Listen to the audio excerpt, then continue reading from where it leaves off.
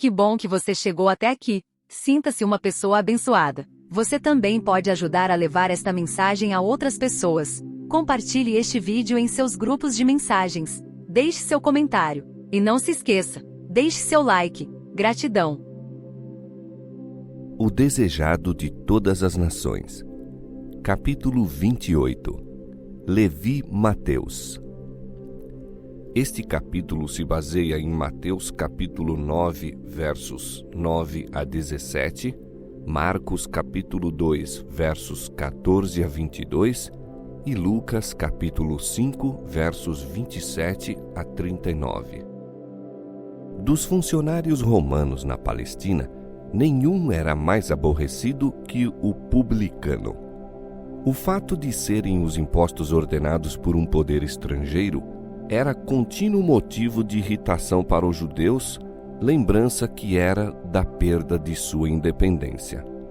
E os cobradores de impostos, além de instrumentos da opressão romana, eram extorsionários em seu próprio proveito, enriquecendo-se à custa do povo. Um judeu que aceitasse esse ofício das mãos dos romanos era considerado traidor da honra nacional.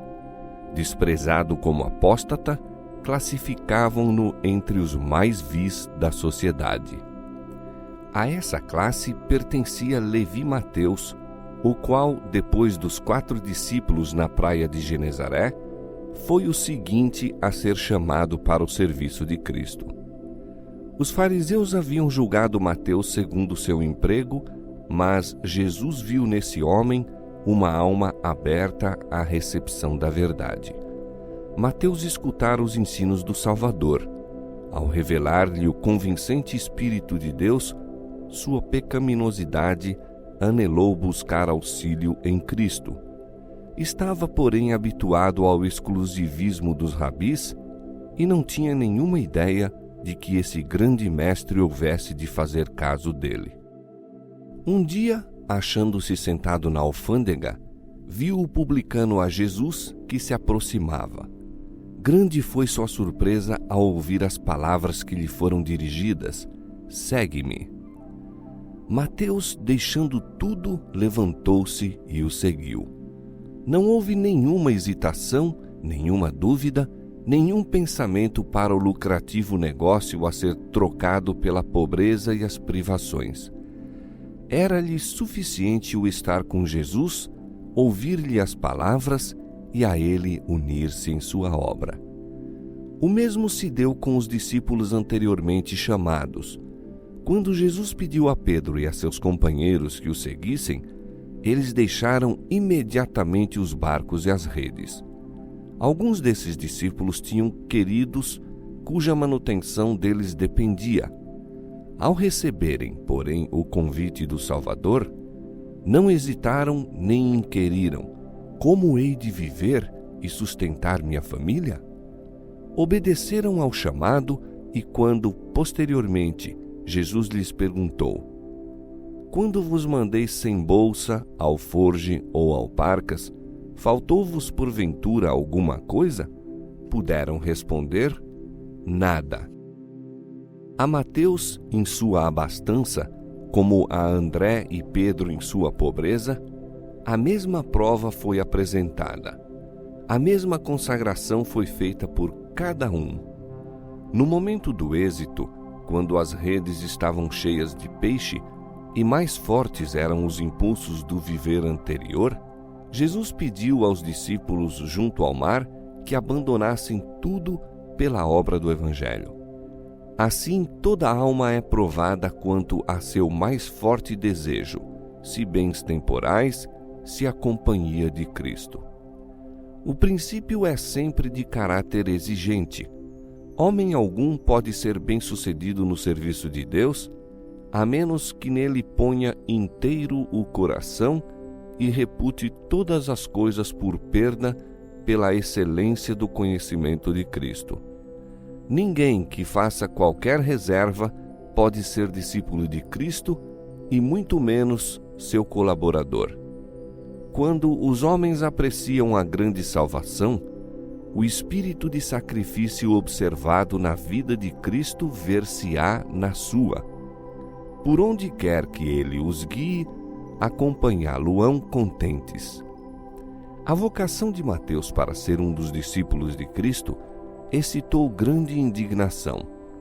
Que um mestre de religião escolhesse um publicano como um de seus imediatos assistentes era uma ofensa contra os costumes religiosos, sociais e nacionais.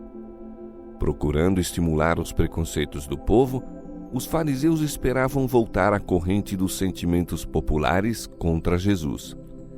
Criou-se entre os publicanos amplo interesse.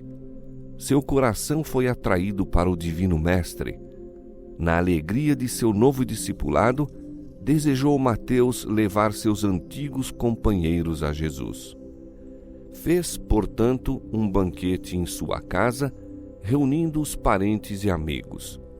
Não somente publicanos foram incluídos, mas muitos outros de duvidosa reputação, proscritos por seus mais escrupulosos vizinhos. A festa foi oferecida em honra de Jesus e este não hesitou em aceitar a gentileza. Bem sabia que isso daria motivo de escândalo ao partido dos fariseus, comprometendo também aos olhos do povo.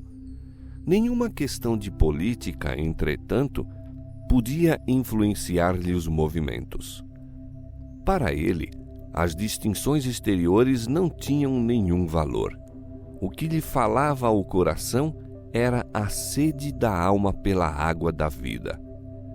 Jesus se sentou como hóspede honrado à mesa dos publicanos, mostrando por sua simpatia e amabilidade social reconhecer a dignidade humana. E os homens anelavam tornar-se dignos de sua confiança. As palavras de seus lábios caíam no sedento coração deles com um bendito e vivificante poder. Despertavam-se novos impulsos e a esses párias da sociedade abriu-se a possibilidade de uma nova vida.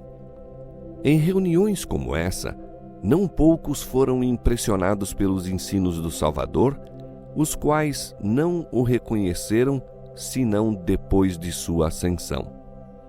Quando o Espírito Santo foi derramado e 3.000 se converteram num dia, houve entre eles muitos que tinham ouvido primeiramente a verdade à mesa dos publicanos, e alguns desses se tornaram mensageiros do Evangelho.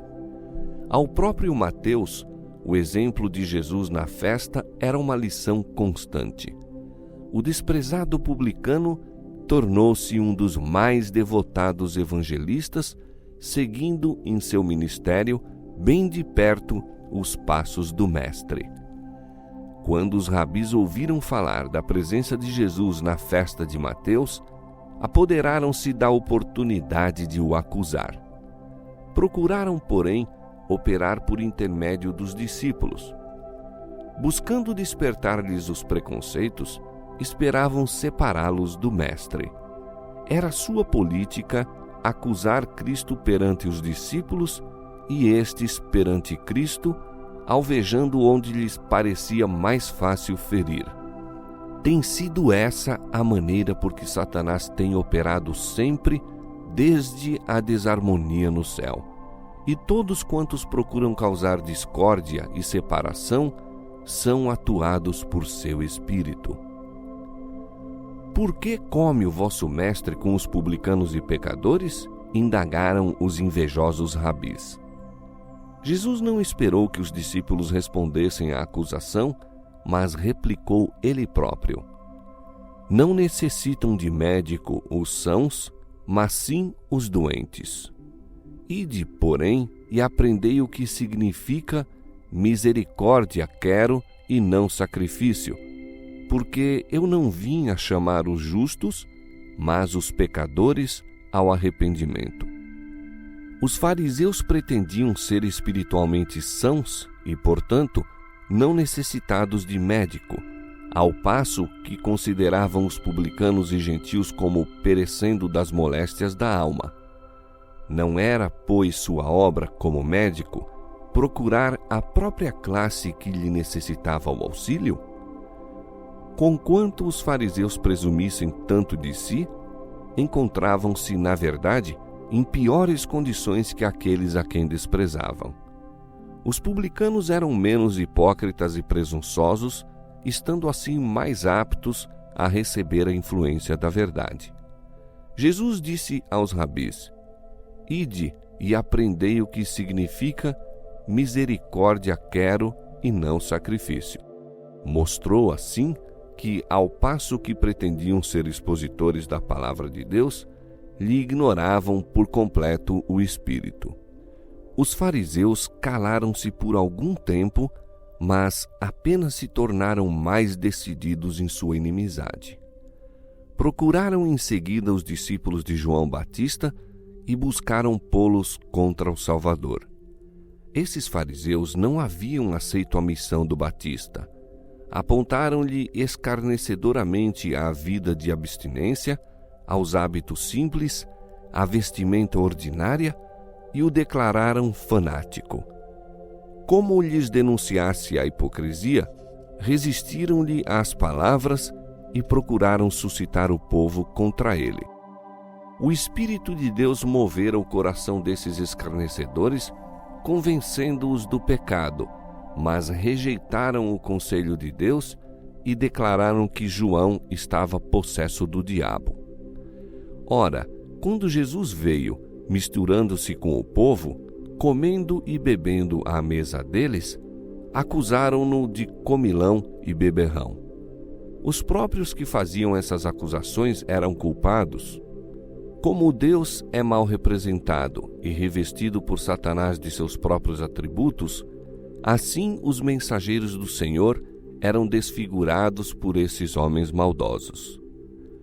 Os fariseus não consideravam que Jesus comia e bebia com os publicanos e pecadores, a fim de levar a luz do céu aos que se sentavam em trevas. Não queriam ver que toda a palavra proferida pelo Divino Mestre era uma semente viva que germinaria e daria fruto para a glória de Deus.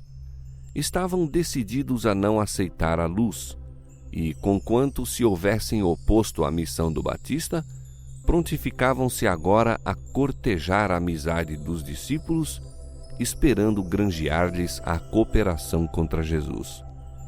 Faziam parecer que ele estava anulando as antigas tradições e comparavam a austera piedade do Batista com a maneira de Jesus em banquetear-se com publicanos e pecadores. Os discípulos de João achavam-se por essa época em grande aflição. Foi antes de sua visita a Jesus com a mensagem de João. Seu amado mestre encontrava-se no cárcere e eles passavam os dias em tristeza. E Jesus não estava fazendo nenhum esforço para libertar João e parecia mesmo lançar descrédito sobre seus ensinos. Se João fora enviado por Deus, por que seguiam Jesus e os discípulos caminho tão diverso? Os discípulos de João não tinham clara compreensão da obra de Cristo. Pensaram que talvez houvesse algum fundamento para as acusações dos fariseus. Observavam muitas das regras prescritas pelos rabis e esperavam mesmo ser justificados pelas obras da lei. O jejum era observado pelos judeus como ato meritório e os mais rígidos dentre eles jejuavam 2 vezes por semana. Os fariseus e os discípulos de João estavam jejuando quando os últimos foram ter com Jesus com a interrogação: por que jejuamos nós e os fariseus muitas vezes e os teus discípulos não jejuam? Muito ternamente lhes respondeu Jesus. Não procurou corrigir-lhes a errônea concepção acerca do jejum, mas apenas fazê-los ver com justeza sua missão. E fê-lo empregando a mesma imagem de que se servira o próprio Batista em seu testemunho de Jesus. João dissera: aquele que tem a esposa é o esposo, mas o amigo do esposo, que lhe assiste e ouve, alegra-se muito com a voz do esposo. Assim, pois, já este meu gozo está cumprido. Os discípulos de João não podiam deixar de recordar essas palavras do Mestre quando, tomando a ilustração, Jesus disse: Podem, porventura, os filhos das bodas jejuar enquanto está com eles o esposo? O príncipe do céu estava entre seu povo. O maior dom de Deus fora concedido ao mundo. Regozijo para os pobres, pois Cristo viera torná-los herdeiros de seu reino. Regozijo para os ricos, pois lhes ensinaria a obter as riquezas eternas. Regozijo aos ignorantes, torná-los-ia sábios para a salvação. Regozijo aos instruídos, desvendar-lhes-ia mistérios mais profundos que os que já haviam penetrado. Verdades ocultas desde a fundação do mundo seriam reveladas aos homens mediante a missão do Salvador. João Batista rejubilara ao ver o Salvador. Que ocasião de regozijo não tinham os discípulos, a quem cabia o privilégio de andar e falar com a majestade do céu. Não era esse o tempo de lamentarem e jejuarem. Deviam abrir o coração para receber a luz de sua glória, para que, por sua vez, projetassem a luz sobre os que estavam sentados nas trevas e sombras da morte. Belo era o quadro que evocavam as palavras de Cristo. Sobre ele, no entanto, pairava pesada sombra que unicamente seus olhos distinguiam. Dias, porém, virão, disse ele, em que lhe será tirado o esposo, e então jejuarão. Quando vissem seu Senhor traído e crucificado, os discípulos se afligiriam e jejuariam. Nas últimas palavras que lhes dirigia no cenáculo, dissera: Um pouco e não me vereis, e outra vez um pouco e ver-me-eis. Na verdade vos digo que vós chorareis e vos lamentareis, e o mundo se alegrará, e vós estareis tristes, mas a vossa tristeza se converterá em alegria. Quando ele ressurgisse do sepulcro, a tristeza deles se converteria em alegria. Depois de sua ascensão, devia estar pessoalmente ausente, mas por meio do Consolador, achar-se-ia ainda com eles e não deviam passar o tempo em lamentações. Isso era o que Satanás queria. Desejava que dessem ao mundo a impressão de haver sido iludidos e decepcionados, mas deviam, pela fé, contemplar o santuário em cima, onde Jesus estava ministrando em favor deles. Deviam abrir o coração ao Espírito Santo, seu representante, e regozijar-se na luz de sua presença. Todavia, sobreviriam dias de tentação e prova, em que seriam postos em conflito com as autoridades do mundo e os chefes do reino das trevas. Quando Cristo não estivesse pessoalmente com eles e deixassem de perceber o Consolador, então seria mais próprio jejuarem. Os fariseus procuravam exaltar-se pela rigorosa observância de formas, ao passo que tinham o coração cheio de inveja e contenda. Eis, diz a Escritura, que para contendas e debates jejuais, e para dardes punhadas impiamente. Não jejueis como hoje, para fazer ouvir a vossa voz no alto. Seria este o jejum que eu escolheria? Que o homem um dia aflija a sua alma, que incline a sua cabeça como o junco e estenda debaixo de si saco e cinza? Chamarias tu a isto jejum e dia aprazível ao Senhor? O verdadeiro jejum não é um serviço meramente formal. A Escritura descreve o jejum preferido por Deus: que soltes as ligaduras da impiedade, que desfaças as ataduras do jugo, que deixes livres os quebrantados ou oprimidos, e despedaces todo o jugo. Abrires a tua alma ao faminto, e fartares a alma aflita. Aí se expõe o próprio espírito e caráter da obra de Cristo. Toda a sua vida foi um sacrifício pela salvação do mundo. Quer jejuando no deserto da tentação, quer comendo com os publicanos no banquete de Mateus, estava dando a vida pela redenção dos perdidos.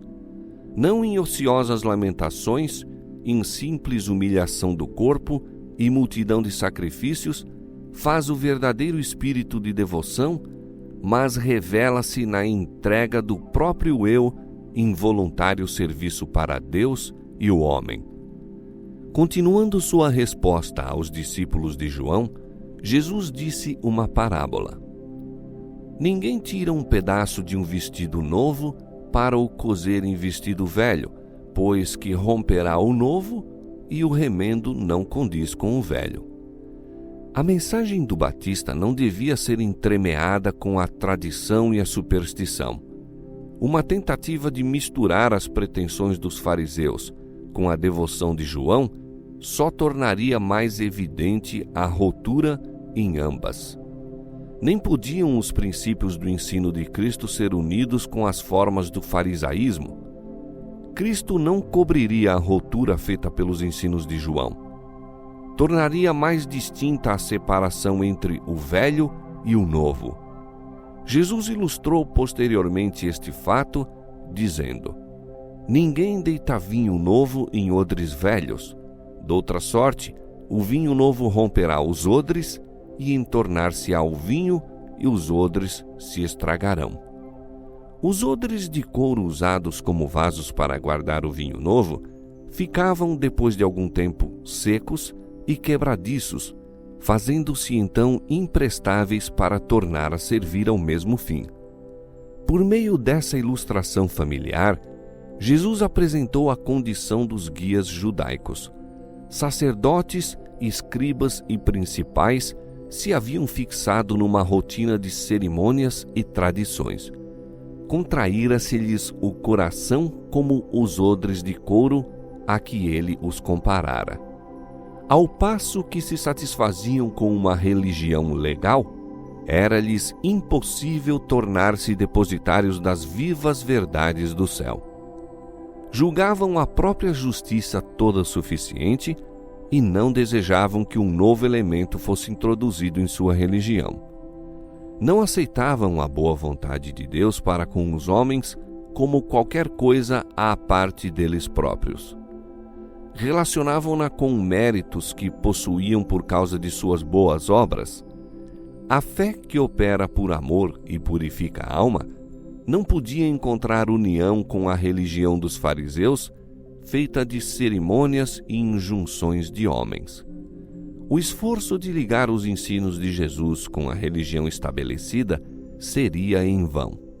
A verdade vital de Deus, qual vinho em fermentação, estragaria os velhos, apodrecidos odres das tradições farisaicas. Os fariseus julgavam-se demasiado sábios para necessitar instruções, demasiado justos para precisar salvação, muito altamente honrados para carecer da honra que de Cristo vem. O Salvador deles se desviou em busca de outros que recebessem a mensagem do céu.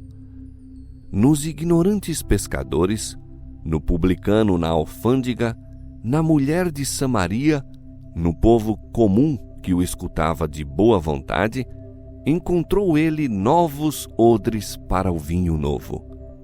Os instrumentos a serem usados na obra evangélica são as almas que recebem com alegria a luz a elas enviadas por Deus. São esses seus instrumentos para a comunicação do conhecimento da verdade ao mundo. Se, mediante a graça de Cristo, seu povo se torna odres novos, ele os encherá de vinho novo.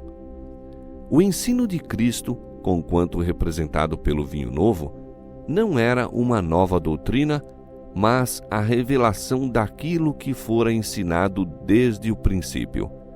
Mas para os fariseus, a verdade perdera sua original significação e beleza. Para eles, os ensinos de Cristo eram, em quase todos os respeitos, novos, e não eram reconhecidos nem confessados. Jesus mostrou o poder dos falsos ensinos para destruir a capacidade de apreciar e desejar a verdade. Ninguém, disse ele, tendo bebido o velho, quer logo o novo, porque diz, melhor é o velho. Toda a verdade dada ao mundo por meio de patriarcas e profetas resplandeceu com a nova beleza das palavras de Cristo. Mas os escribas e fariseus não tinham nenhum desejo quanto ao precioso vinho novo. Enquanto não se esvaziassem das velhas tradições, costumes e práticas, não tinham na mente e no coração lugar para os ensinos de Cristo. Apegavam-se às formas mortas e desviavam-se da verdade viva e do poder de Deus. Foi isso que se demonstrou a ruína dos judeus e será a de muitas almas em nossos próprios dias. Há milhares a cometer o mesmo erro dos fariseus, a quem Cristo reprovou no banquete de Mateus. Em lugar de abandonar certa ideia nutrida ou rejeitar algum ídolo de opinião, muitos recusam a verdade descida do Pai da Luz, confiam em si mesmos e dependem da própria sabedoria e não compreendem sua pobreza espiritual. Insistem em ser salvos por alguma maneira em que realizem alguma obra importante. Quando veem que não há nenhum modo de introduzirem o eu na obra, rejeitam a salvação provida. Uma religião legal nunca poderá conduzir almas a Cristo, pois é destituída de amor e de Cristo. Jejuar ou orar quando imbuídos de um espírito de justificação própria é uma abominação aos olhos de Deus. A solene assembleia para o culto, a rotina das cerimônias religiosas, a humilhação externa, o sacrifício imposto, mostram que o que pratica essas coisas se considera justo e com títulos ao céu, mas tudo é engano. Nossas próprias obras jamais poderão comprar a salvação. Como foi nos dias de Cristo, assim se dá agora. Os fariseus não conhecem sua necessidade espiritual. A eles se dirige a mensagem: como dizes, rico sou e estou enriquecido, e de nada tenho falta, e não sabes que és um desgraçado e miserável e pobre e cego e nu? Aconselho-te que de mim compres ouro provado no fogo, para que te enriqueças, e vestidos brancos para que te vistas, e não apareça a vergonha da tua nudez. Fé e amor são o ouro provado no fogo, mas no caso de muitos, se obscureceu o brilho do ouro e perdeu-se o tesouro precioso. A justiça de Cristo é para eles um vestido sem uso, uma fonte intacta. A esses é dito: tenho, porém, contra ti que deixaste a tua primeira caridade. Lembra-te, pois, de onde caíste e arrepende-te, e pratica as primeiras obras. Quando não, brevemente a ti virei e tirarei do seu lugar o teu castiçal, se não te arrependeres. Os sacrifícios para Deus são o espírito quebrantado. A um coração quebrantado e contrito não desprezarás, ó Deus. O homem se deve esvaziar do próprio eu antes de ser, no mais amplo sentido, um crente em Jesus. Quando se renuncia ao eu, então o Senhor pode tornar o homem uma nova criatura. Novos odres podem conter o vinho novo. O amor de Cristo há de animar o crente de uma vida nova. Naquele que contempla o autor e consumador de nossa fé, o caráter de Cristo se há de manifestar.